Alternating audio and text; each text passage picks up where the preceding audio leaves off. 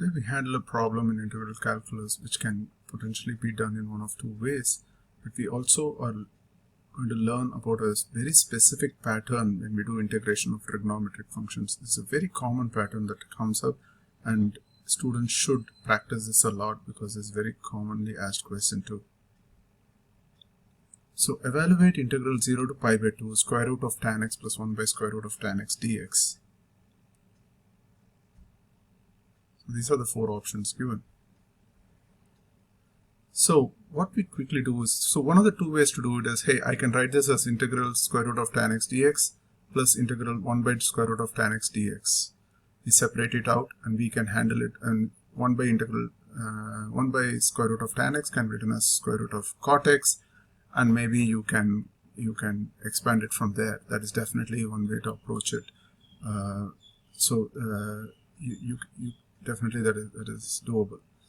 The other simpler option is that why don't we expand it and see it? Because what you should immediately notice is that there is a inverse of two terms which are written there. So tan is sine by cos, and then 1 by square root of tan becomes square root of cos by sine. So let us see if we expand what happens quickly. So when we expand it, we are going to end up with sin x plus cos x by square root sin x cos x. Now this is the key hint here, and the key hint is that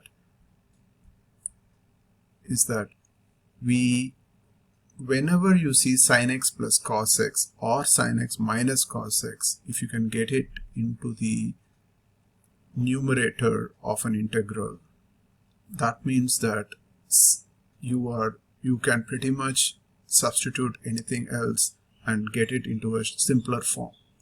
Why? Because sin x and cos x are really good friends of you, because when you remember that sin square x plus cos square x is 1, sin x plus cos x can quickly be moved into a product, because when you square sin x plus cos x square, you get 1 plus 2 sin x cos x. So you can change it to a product very quickly. So there are a lot of advantages to this.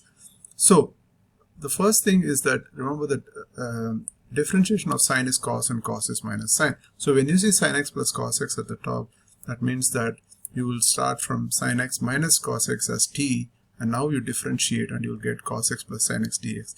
Remember, in the case of elimination in integration, in that technique you basically want to take whatever is in the numerator dx, you want to substitute that with a simpler term. So in this case, we just substituted the whole numerator sin x plus cos x dx with dt, and that really eliminates. Now you just have to do the substitution for the denominator. So continuing. So now the goal is, what do I do about square root of sin x cos x? As I said, sin x time, the product of sin x cos x can be quickly got by just doing a square of either sin x plus cos x or sin x minus cos x. So in this case, we will square t, which is sin x minus cos x. We square it t square. So you get sin square x plus cos square x minus 2 cos x sin x. And we know sin square x plus cos square x is 1. And so we quickly change this, and we get sin x cos x as 1 minus t squared by 2. So now we have got the whole integral in terms of t. So we have simplified it. So this was given to us. So we substituted sin x cos x, we did all this, and now we have brought it down to a simple thing, which is integral of square root 2 dt by square root of 1 minus t squared. Now here is where we get into a standard formula, which is that differentiation of sine inverse is 1 by square root of 1 minus t squared. So sine inverse of t, if you differentiate, you get, which means that the integral of 1 by square root of minus t square is sine inverse of t. So that is why you see here that integration root 2 dt divided by square root of 1 minus t square got converted into square root of sine inverse t plus c. Now we know t is sin x minus cos x, we substitute that. Now, but then the integration was 0 to pi by 2, so we now start substituting values for pi by 2 and followed by pi values for 0. And when we do that, sine of pi by 2 is 1, whereas cos of pi by 2 is 0. And then the reverse happens, sine of 0 is 0, and then cos of 0 is 1. So when we do that, you will basically end up with sine inverse of 1 minus sine inverse of minus 1, because there is cos of 0 is 1, but then that's a minus 1. There's a sin x minus cos x, right? So that's a minus 1.